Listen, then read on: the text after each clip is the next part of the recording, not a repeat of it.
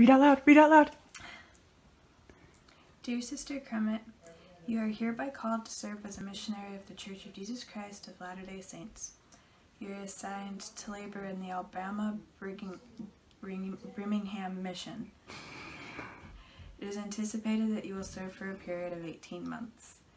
You should report to Provo Missionary Training Center on Wednesday, February 27th, 2019. You are prepared to preach the gospel in the English language. Your assignment may be modified according to the needs of the mission president. Alabama! Is it just me or do I look different? Well, February 27th, I entered the MTC. The MTC, for those of you who don't know, is the Missionary Training Center. I went to the one in Provo, Utah.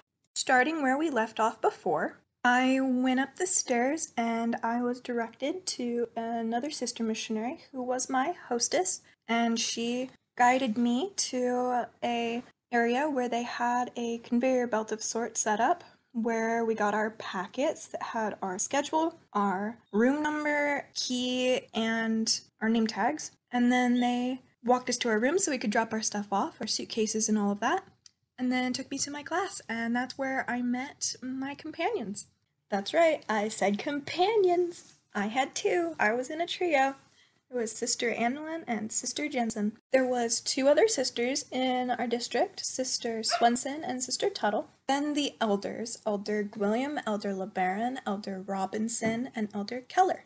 I want to acknowledge for a second how hard the MTC was, because it was a culture shock. I was learning new things, I was with new people, I had to figure out how to live with a bunch of new people. I was away from home and I didn't have my family. That was hard.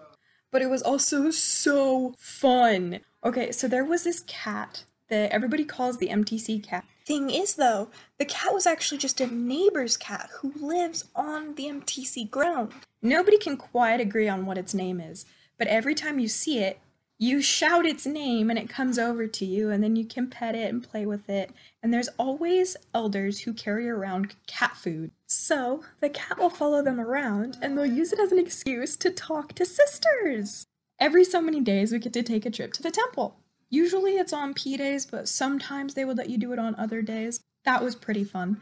It wasn't even that far away too, we just walked to it. And there was a sister missionary who was drawing pictures of companionships, and she would draw a picture of what the companionship was supposed to look like when they put it together, and then what actually happened. As you can see, my companionship, in theory, was a really good idea.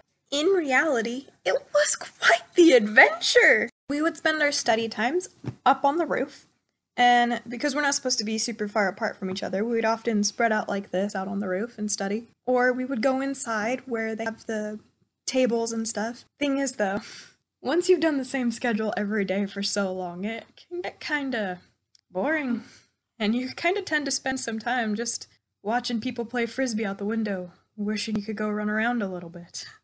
Honestly, aside from getting to talk to our families on P-Days, the most interesting thing that really happens is the temple trips and doing laundry. That was just the start of my adventures at the MTC. Hang on tight, because next week is gonna get rough.